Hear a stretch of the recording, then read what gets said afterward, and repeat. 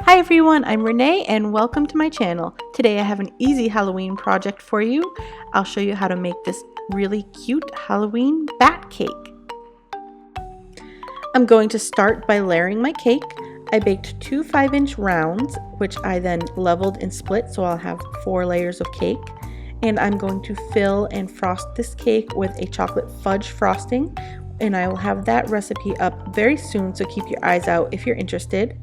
If you're interested in my chocolate cake recipe, that is already up on YouTube and I'll have that link down below. Now this is just a small petite cake, but you can always scale it up by using larger layers.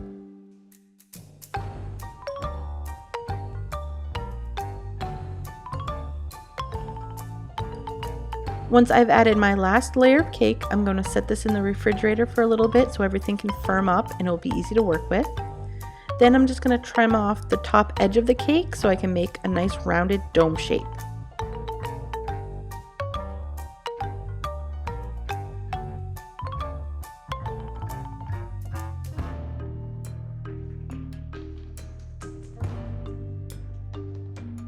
Now I took my chocolate fudge frosting and I'm going to color that black. Starting with a nice deep chocolate frosting like that means that we don't have to add too much black food coloring to it to get a nice deep black frosting. I'm going to use that and I'm going to crumb coat my cake.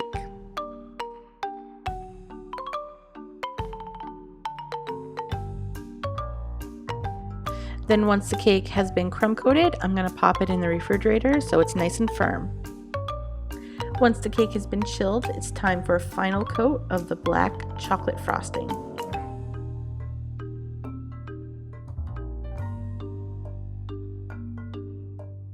I want the cake to have a nice symmetrical round look, so I'm using this smoother I made out of a flexible chopping mat, and I'm just going to kind of roughly smooth out the icing.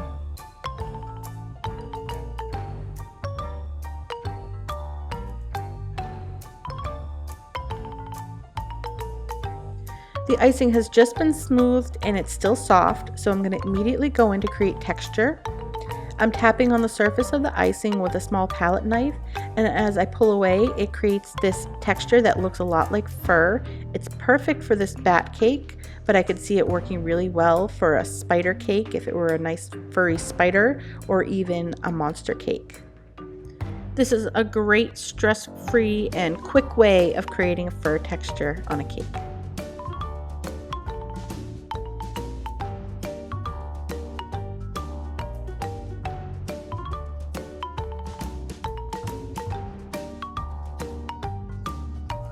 And adding all this texture just took a few minutes.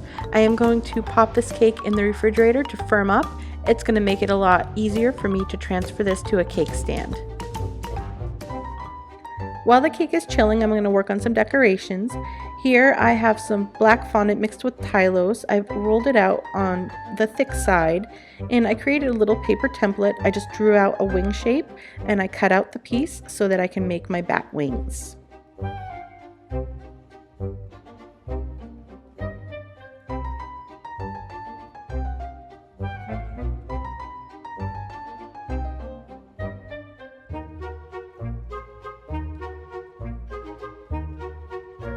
Now I'm just going to flip over the paper template to cut out the other piece, and this wing will be a perfect match.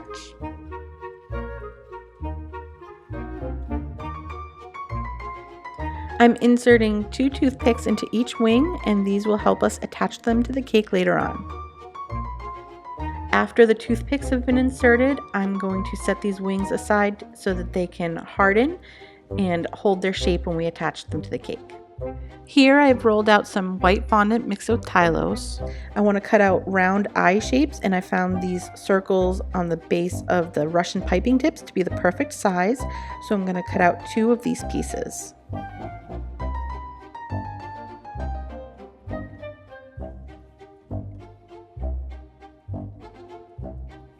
Then I used the base of a 1M pastry tip cutter for the perfect size black pupil, and I'm going to attach these to the white pieces with a little bit of water.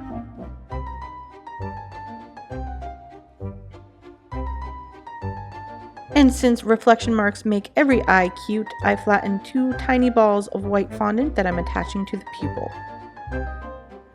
I have a skinny rope of that white fondant that I'm going to cut a length of, and this will be a mouth.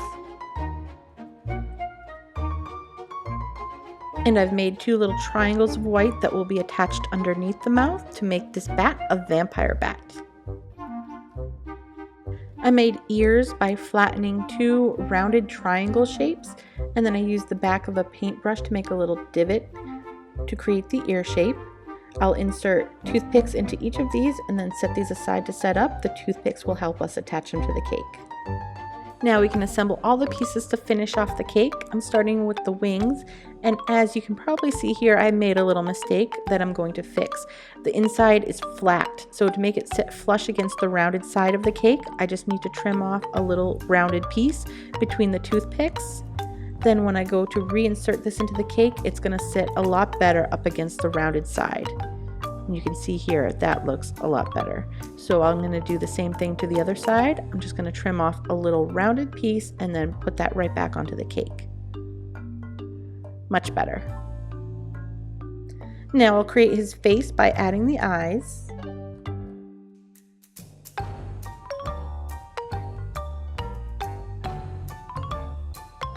And then I just have to add the mouth and teeth.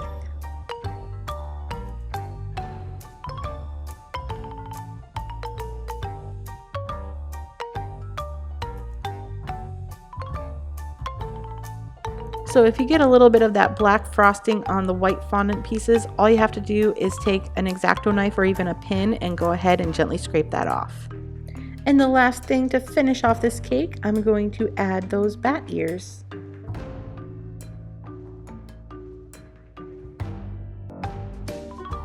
And that's it. This was a super easy project and it was super quick to come together. I hope you liked this video. If you did, give it a thumbs up.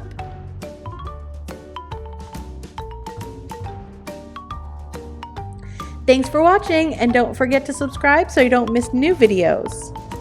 And if you're looking for some other easy Halloween cake ideas, you might want to check out these videos I have here for my Frankenstein and Bride of Frankenstein giant cupcakes.